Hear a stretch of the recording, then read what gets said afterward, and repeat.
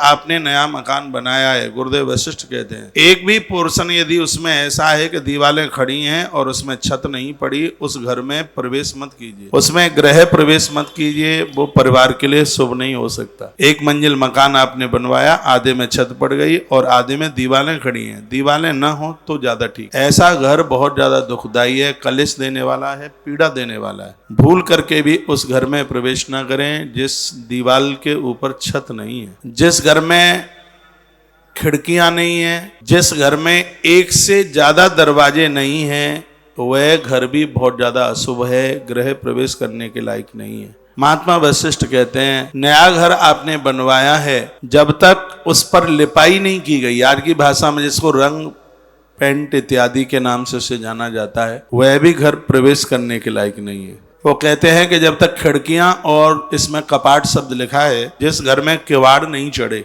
वह घर भी गृह प्रवेश के लायक नहीं है। ऐसे घर में प्रवेश करने पर सभी प्रकार की विपत्तियों के पहाड़ टूट पड़ते हैं। ऐसा महात्मा वशिष्ठ का अनुभव है और ये इतना बड़ा साधु ये बात कहता है तो जरूर उन्होंने तो कुछ तो समझा ही होगा, नहीं तो इतनी बड़ी बात वो ऐसे ही थोड़ी बोल देता। उन्होंने कहा कि जिस समय आप गृह प्रवेश करते हैं उस समय माताएं गीत नहीं गाती हुई होती हैं, उनके हाथ में कलश नहीं होते, बेटियां नहीं होती।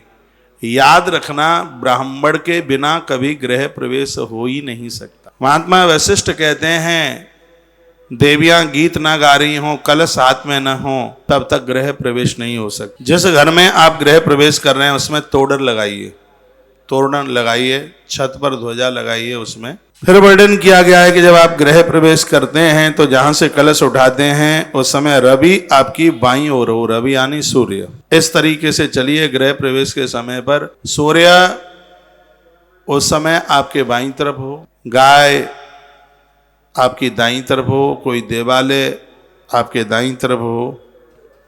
ब्राह्मणों का पूजन करके पूर्ण कलश भरे हुए, पूर्ण कलश कहते हैं जल से पूरा का पूरा भरा हुआ। खाली घट बहुत अशुभता का, कलश बहुत शुभ होता है।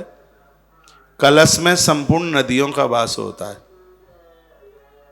पूजा में कलश को रखने से संपूर्ण आपदाएं समाप्त हो जाती हैं। ये समृद्धि का कारक है। और यह कलश सागर से प्रकट हुआ है, समुद्र से यह प्रकट हुआ है। कलश को संस्कृत में कुंभ कहते हैं। आज भी हमारे भारतीय इतिहास में कुंभ के पर्व मनाए जाते हैं। कोई भी पूजा कलश के बिना पूरी ही कहाँ होती है, इसलिए कलश की तो बहुत बड़ी महिमा है। कलश को पूरा का पूरा जल से भरें, ब्राह्मण का पूजन करें, तोरण मालाएं ये सब होना चाहिए। और स्त्री समुदाय के गीतों से, वेद मंत्र से भी ज्यादा प्रभावशाली है माताओं के गीत। जिस समय आप घर में प्रवेश कर रहे हैं उस समय माताएं सब एक स्वर में ब्राह्मण वेदध्वनि कर रहे हों, जैसे ही उनका मंत्र पूरा होता है मातृशक्ति अपने गीतों के द्वारा गृह प्रवेश करे, ऐसा महात्मा वशिष्ठ वर्णन करते हैं। वो बड़े खुश हैं ये सब लिखने में।